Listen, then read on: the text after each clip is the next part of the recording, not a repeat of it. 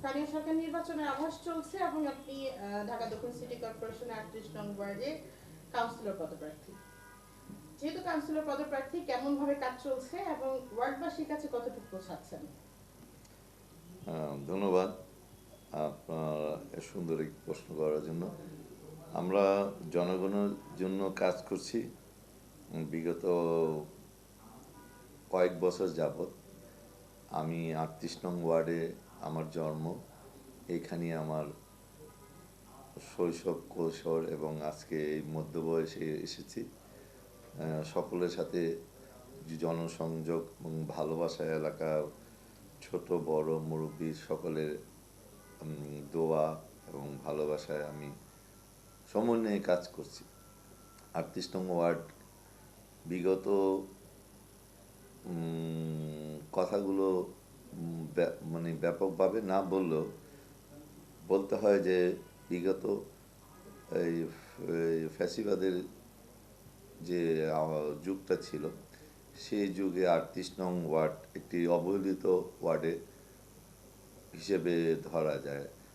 তো এই জায়গায় যেসব প্রভাবশালী, তাদের ফ্যাসিবাদের প্রভাবশালী লোকগুলো ছিল, তারা যদি এই ওয়ার্ডটাকে সুন্দর মতো গুছিয়ে কাজ করতে পারতো, তাহলে আমাদের 38 নং ওয়ার্ডের বিভিন্ন জলাবদ্ধতা, বিভিন্ন ধরনের অব্যবস্থাপনার অনেক রয়ে গেছে। তো আমি মনে করি যে পরিবর্তনের মাধ্যমেই এই কাজগুলো, জনগণের সমর্থনের মাধ্যমে যদি আমাদেরকে আল্লাহ তাআলা যদি আমাকে কাজ করার সুযোগ দেয়, তাহলে আমার এই কাজগুলো করার প্রধান প্রধানই এজেন্ডা হিসেবে থাকবে জনগণের যাতে বৃষ্টির মৌসুমে যাতে ড্রেনেজের যে জলাবদ্ধতা এই নিরসন করা, এটি আমার একটা প্রথম লক্ষ্য থাকবে। দ্বিতীয়ত, আমাদের এই 38 নং ওয়ার্ডের বিগত আমল থেকে এবং বর্তমানে ওই আমলের রেস ধরেই মাদকের যে এই ব্যবহারটা সমাজে যেভাবে ছড়িয়ে গেছে, সেটাকে নির্মূল করার আমার এক প্রধান লক্ষ্য থাকবে।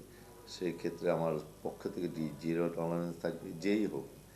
আমরা আমাদের সমস্ত কাজ আমরা তো একা পারবো না, সম্মিলিত শক্তি নিয়ে করতে হবে। এখন আমি আমার ক্রমাগতভাবে আমার যে যতটুকু আমার গণ্ডির মধ্যে আছে, আমি আমার মাদক নির্মূল করার জন্য আমি কাজ করছি, কিন্তু সর্বোপরি যে পুরো পাওয়ারটি ইউটিলাইজ করতে হলে আমাকে আমাকে জনপ্রতিনিধি হতে হবে, সকলের ভোটের মাধ্যমে আমাকে ইলেকশন করতে হবে। তো মাদক একটি ব্যাধি, এই ব্যাধিকে নির্মূল করার জন্য সমাজের সকল আপামর জনগণের কাছে আমার দরখাস্ত, আমি এই সমাজের জন্য কাজ করতে চাই। সমাজের জনগণ যদি আমাকে ভোট দিয়ে বিজয় করে, ইনশাল্লাহ এই ব্যাধিকে আমি নির্মূল করব।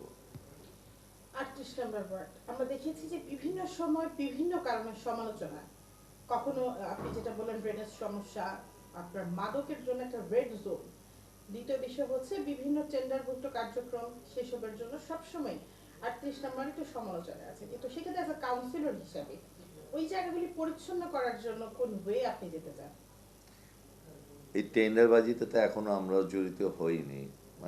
বিগত তত্ত্বাবধায়ক সরকারে আমরা ছিলাম না, বর্তমানে আমি যেভাবে স্বচ্ছভাবে টেন্ডার হয় এবং টেন্ডার পাওয়ার পরে যে বরাদ্দ আছে এটা যথাযথভাবে প্রয়োগ হয়, সেই দিকে একদম জিরো টলারেন্স আমার ভূমিকা থাকবে। আর টেন্ডারের ক্ষেত্রে যেটা হয়, যেটা ফাঁকিঝুঁকি হয়, এটা আহ, এটা কঠোর হস্তে এটা পদক্ষেপ করে এটা যথাযথ ব্যবহার যাতে হয়, সেটা আমার লক্ষ্য থাকবে ইনশাল্লাহ। বিগত সময় দেখেছি যে কোনো সময় যে কোনো দুর্যোগপূর্ণ সময় আপনি কাজ করছেন একটা বিষয়ে, এই যে সাধারণ মানুষদের কাছে যাচ্ছেন, মানুষদের একটা চাহিদা থাকে একজন কাউন্সিলরের কাছে বা একজন জনপ্রতিনিধি, সেই সেরকম আসলে সেই জনগণের জনপ্রতিনিধি শহীদ ভাইয়ের কাছে জনগণের কি চাওয়া?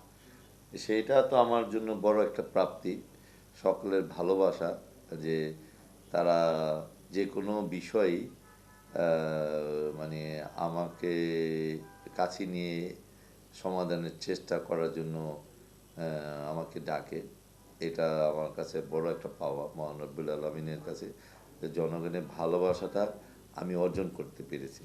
এখন তাদেরই একটি প্রশ্ন যে যথাযথ যোগ্য লোক যাতে আমাদের ৩৮ নং ওয়ার্ডে আগামীতে কাউন্সিলর হিসেবে আসে, সেটাই তারা আশা করছে।